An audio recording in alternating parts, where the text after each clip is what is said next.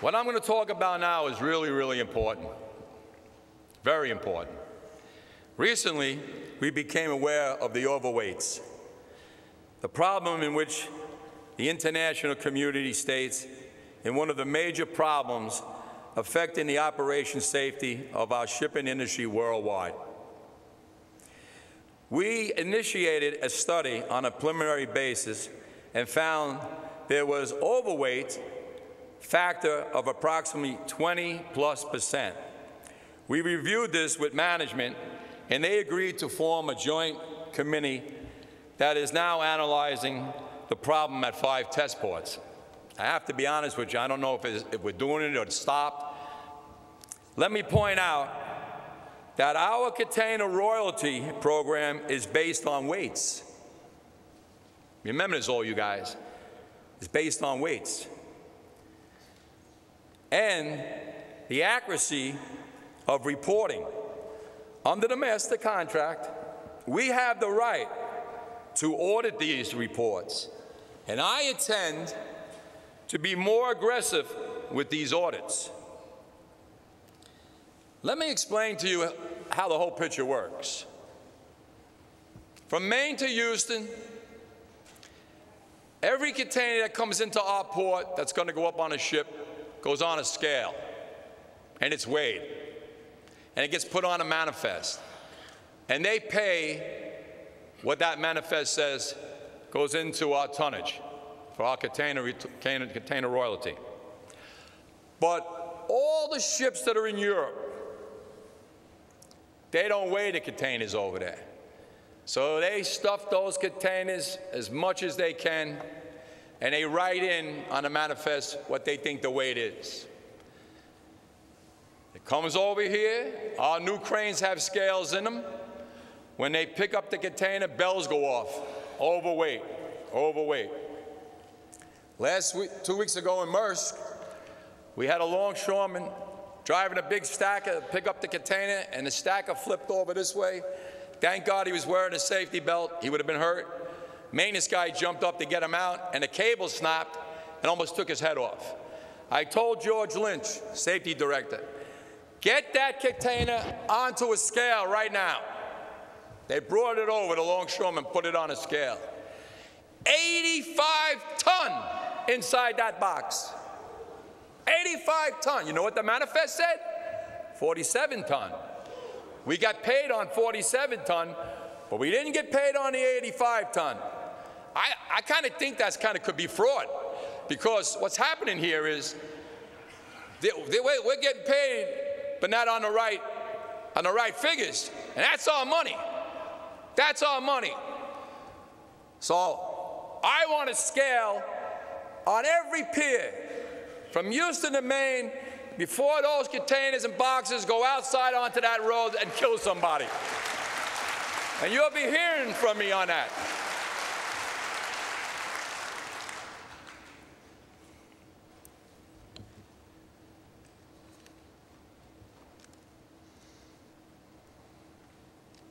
Now, I just want to say, can you imagine?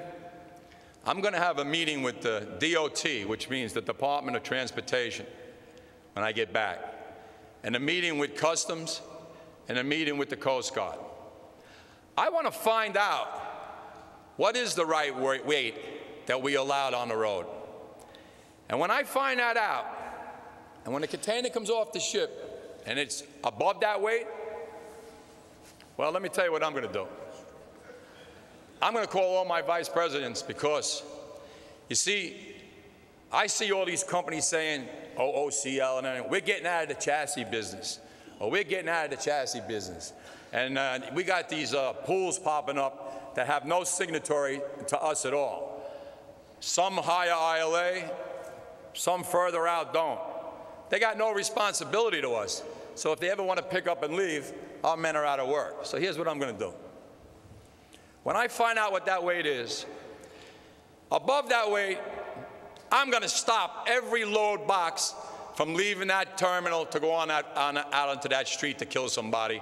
And I want longshoremen and checkers, high-lows, to strip it and put it into empty containers. And you know what that container is going to sit on? a chassis.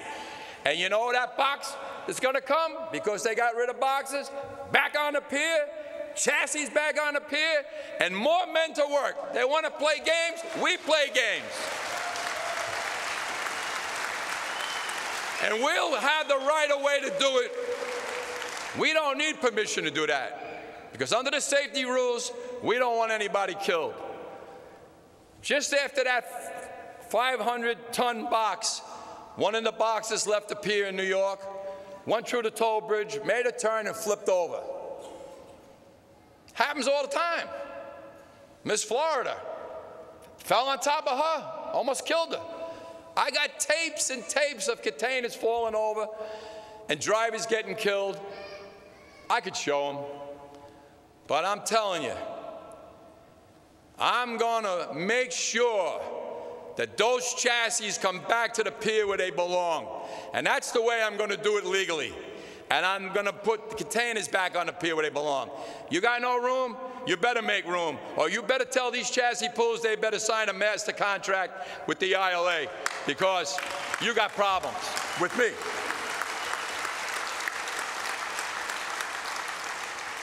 Not only the overweights we need, and we'll get accurate data and what is due us on an international, district, and local level. We must do this so that we can properly plan our future, be it investing in more organizational efforts to protect and grow our ILA, providing strike fund so that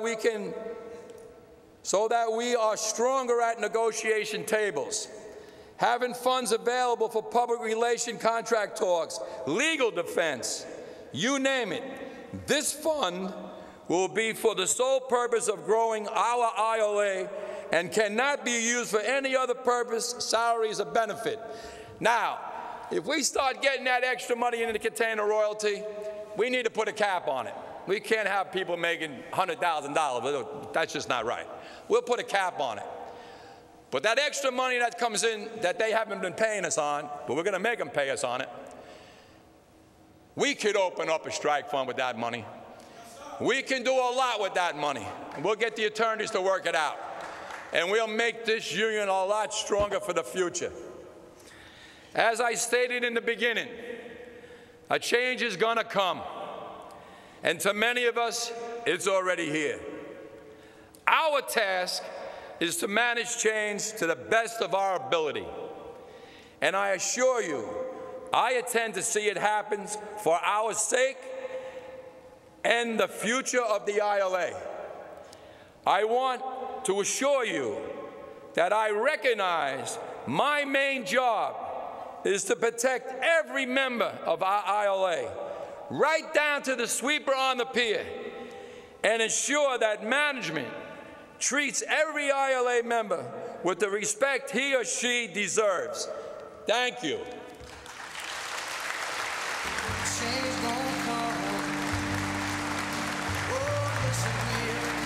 Well, I'm not finished yet. I got to announce my family. Thank you. If you just give me another moment. At this time, I would like to introduce my family. And when I call them, would they please remain standing? My wife, Pat.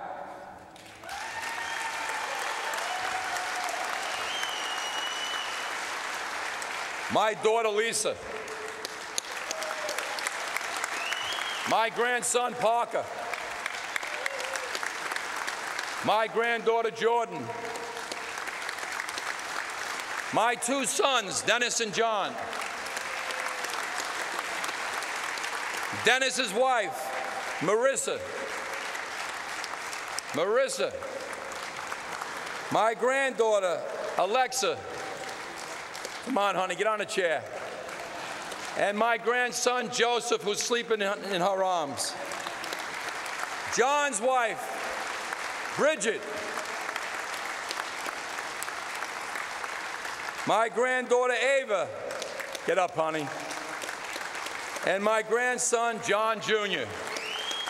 He's sleeping. This is my immediate family.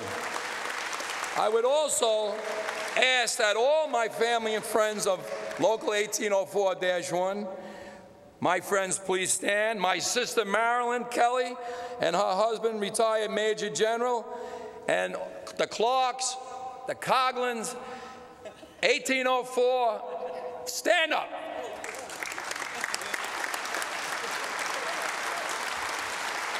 I want to express my sincere appreciation for your support over the years. Thank you very much. Please be seated. And to my ILA family, who I love, I wish everybody a safe trip home. And God bless you, and God bless this great union, the ILA. Thank you very much.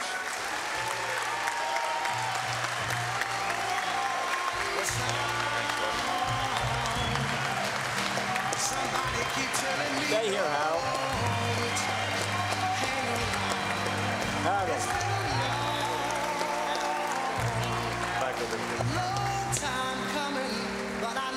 It's been a tradition with this great ILA when we pass power from one person to another in a great democratic process. This is the gavel of this great convention in the ILA, and I would like to turn it over to you, Hal. Thank you, Richard. I love you.